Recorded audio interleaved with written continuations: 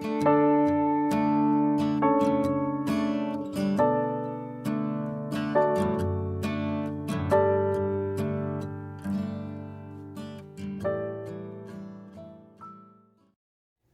시간 주님께 안녕하세요. 대강교회 오훈 목사입니다. 6월 11일 토요일입니다. 하나님 우리에게 주신 말씀은 사도행전 21장 1절에서 14절 말씀입니다. 우리가 그들을 작별하고 배를 타고 바로 고스로 가서 이튿날 로도에 이르러 거기서부터 바다라로 가서 베니게로 건너가는 배를 만나서 타고 가다가 구부로를 바라보고 이를 왼편에 두고 수리아로 항해하여 두로에서 상륙하니 거기서 배에 짐을 풀려 함이러라. 제자들을 찾아 거기서 이레를 머물더니 그 제자들이 성령의 감동으로 바울더러 예루살렘에 들어가지 말라 하더라. 이 여러 날을 지낸 후 우리가 떠나갈새 그들이 다 그 처자와 함께 성문 밖까지 전송하거늘 우리가 바닷가에서 무릎을 꿇어 기도하고 서로 작별한 후 우리는 배에 오르고 그들은 집으로 돌아가니라. 두로를 떠나 항해를 다 마치고 돌레마이에 이르러 형제들에게 안부를 묻고 그들과 함께 하루를 있다가 이튿날 떠나 가이사랴에 이르러 7 집사 중 하나인 전도자 빌립의 집에 들어가서 머무르니라. 그에게 딸 넷이 있으니 처녀로 예언하는 자라.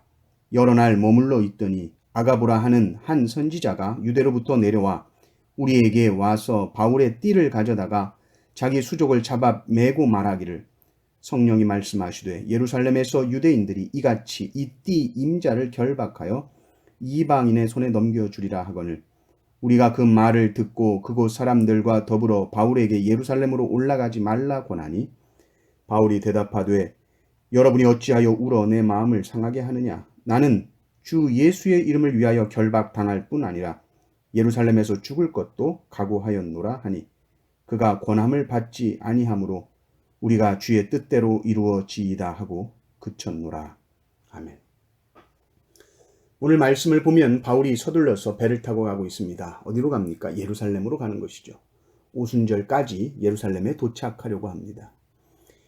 6월절 행사에 참여하기는 늦었지만 오순절 기간에는 도착하려는 것이죠. 사람이 많이 모이는 시간이니까 바울은 복음을 전하려는 목적이 아니었겠습니까?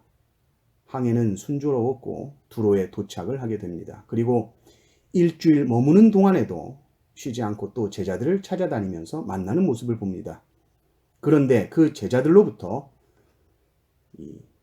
이야기를 듣는데 그들이 성령의 감동으로 바울에게 말을 합니다. 그러면서 예루살렘에 들어가지 말라는 것이죠. 들어가면 죽을 것이 뻔하니까 그렇습니다. 주위에서 예루살렘에 가지 말라. 그것도 성령의 감동으로 지금 말하고 있죠.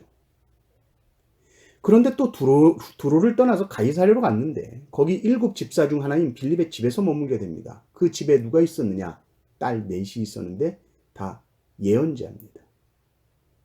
근데 이 딸들이 예언하는 것이 아니고 아가보라 하는 선지자가 와서 퍼포먼스를 하나 합니다. 이 퍼포먼스라는 것은 굉장히 힘이 있거든요. 바울의 허리띠를 가지고 와서는 자기 손발을 이렇게 묶습니다. 그러면서 이렇게 말하죠. 성령께서 말씀하신다. 이 허리띠의 주인을 유대인들이 이렇게 묶어서 이방인의 손에 넘겨준다는 것이죠. 그 허리띠의 주인이 바울이니까 바울이 이렇게 묶여서 이방인의 손에 넘겨진다는 이 예언을 퍼포먼스로 한 것이죠. 그랬더니 이 예언을 듣고 있던 사람들도 바울 선생님 예루살렘으로 올라가지 마세요. 막 울고불고 난리가 난 겁니다. 바울이 어떻게 해야 할까요? 근데 바울은 그 말을 듣지 않습니다. 아니 성령님이 말씀하셨는데 들어야 하는 거 아닌가요? 아니 그러면 바울은 지금 성령님의 말씀에 불순종한 것인가요? 아니죠. 여러분 말씀을 잘 보십시오.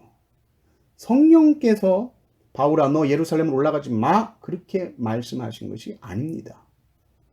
바울의 주위 사람들에게 나타나셔서 바울이 예루살렘 가면 고난당하고 죽는다는 것을 말씀하신 것이죠. 그러니까 사람들은 다 바울에게 말하기를 성령님이 예루살렘에 가면 고난당하고 죽는다고 하시니까 당연히 예루살렘에 들어가지 않는 것이 하나님의 뜻이겠지 그러면서 강권했던 것입니다. 근데 바울은 생각이 다르죠.